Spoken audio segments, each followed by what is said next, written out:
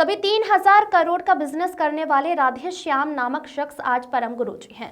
पूर्ण महाकुंभ में अब तक आपने मोनालिसा की आंखें, आईआईटी बाबा, चिमटे से पीटने वाले बाबा को तो देखे होंगे। खबर 9 ने कुंभ में बिजनेसमैन से बाबा बने परम गुरुजी से खास बातचीत की है। इन्वेस्टमेंट की अनियमितता का आरोप में तेलंगाना की जेल में सजा काट चुके बाबा आज खुद का परिचय शून्य के रूप में देते हैं।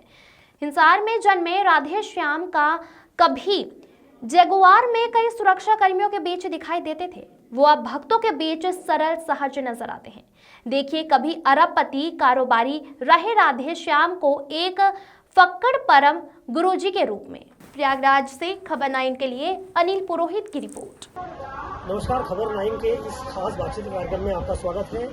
आज हमारे साथ परम गुरुजी हैं।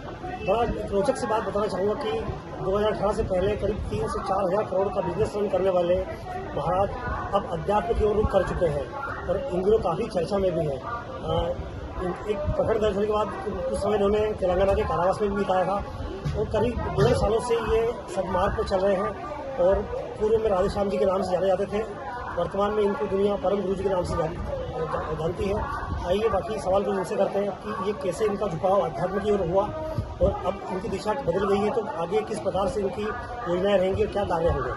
गुरु जी नमस्कार, खबर पर आपका स्वागत है। गुरु जी पूछना चाहूँगा कि अभी इतने बड़े बिजनेसमैन रहे आप, इतनी आउटस्टैंडिंग भी आपके ऊपर रही, कई एलिगेशन भी रहे आपके ऊपर, ठीक है, और करीब 1.5 साल से एक बिल्कुल ही अपार्ट फ्रॉम बिजनेस आप एक अध्यात्म स्पिरिचुअलिटी की ओर टर्न कर रहे हैं, तो कैसे पसंद हुआ? देखिए, जो संसार का धन है, जब हम मरते हैं, कितना भी बड़ा आदमी हो, कितना ही अमीर आदमी हो, जब मरता है तो उसका धन दौलत महल चुबारे यहीं रह जाते हैं, छूट जाते हैं। तो ये संसार मेरे को लगा असत्य है, जब मरने पर छूट ही जाएगा तो सारा असत्य है। और असत्य को मैंने ठोकर मार दी। ये जो द्वार का धन है, इसको मैंने ठोकर मार दी। जो सत्य है, शून्य, जो हमारे भीतर आत्मा है, वो सत्य है, उसको मैंने अपना लिया है। और बात रही कि क्यों बना, देखो, इस राह पर सबको आना पड़ेगा। मैं आज आ गया हूँ, कोई 100 जन्म बाद में आएगा, कोई 200 जन्म बाद में, कोई करोड़ों जन्म बाद में, आना सबको पड़ेगा। अगर ये आवागमन की चक्की रोकनी है, ये चक्कर रोकना है, तो अपने भीतर शून्य है। जैसे चक्की चलती है, उसके बीच में एक सूल होती है, चक्की के बीच में, उस सूल के पास में सबको आना पड़ेगा। वो सूल है हमारी आत्मा। और बड़ा आनंद आ रहा है मेरे को भक्ति के मार्ग पर आकर। और मैं तो यही संदेश दूंगा, जितने भी व्यापारी है वो सारे के सारे भक्ति के मार्ग पर आ जाओ। और ये दुनिया झूठी है, और दुनिया झूठी कब पता चलती है, जब हमारे दुख आते हैं। और मेरे जीवन में इतने उतार चढ़ाव आए। मैं बचपन में भक्ति में था और उसके बाद में एक जवानी आई, उसके अंदर मनुष्य चाहता है कि सब कुछ जीत लूं, दुनिया को जीत लूं। और सब कुछ जीतने के बाद में, देखिए, मेरे जीवन के अंदर सबसे बड़ा, अगर मैं टर्निंग पॉइंट की बात करूं, सिकंदर ने पूरी दुनिया जीत ली थी। और जब वापस जा रहा था सिकंदर, तो उसको विष दे दिया गया था। अपने भारत के अंदर चाणक्य ने विष दे दिया था। तो जो उनके जो वेद थे साथ में, जब वापस जा रहे थे यूनान, तो वो बोले तुम 8 घंटे से ज्यादा नहीं जी पाओगे। तो सिकंदर बोला, मैंने पूरी दुनिया जीत ली है और मैं 8 घंटे से ज्यादा नहीं जी पाऊंगा, तुम्हें पता ही नहीं है। तो उन्होंने कहा, मृत्यु के आगे कोई सिकंदर नहीं है, सबको जाना पड़ेगा। तो फिर उन्होंने कहा कि अगर मेरा जाना ही सत्य है तो मुझे मेरी माँ से मिला दो। तो सेनापति बोलता है कि रात दिन चलें तो भी 5-6 दिन लगेंगे, तो माँ से नहीं मिल सकते। तब उसको पता चला कि दुनिया जीतने वाला व्यक्ति अपनी माँ से नहीं मिल पाएगा। तो सिकंदर ने कहा, सिकंदर को ज्ञान हो गया कि जब मैं इस दुनिया से जाऊं तो मेरे दोनों हाथ अर्थी से बाहर रखना, कि पूरी दुनिया जीतने वाला सिकंदर आज खाली हाथ जा रहा है, तो यहाँ से खाली हाथ जाना है। और यही मेरे साथ हुआ। मैंने MLM की दुनिया को जीत लिया था। और जब मेरे को 4 साल हो गए थे और माँ बीमार हो गई थी, तो मैंने कहा मेरी माँ से मिलना है, तो मुझे बाहर नहीं निकाले, माँ से भी नहीं मिलने दिया। और माँ इस दुनिया को छोड़कर चली गई। और उनके विरह में पिताजी भी 7 दिन बाद में चले गए। और मेरा एक्सीडेंट।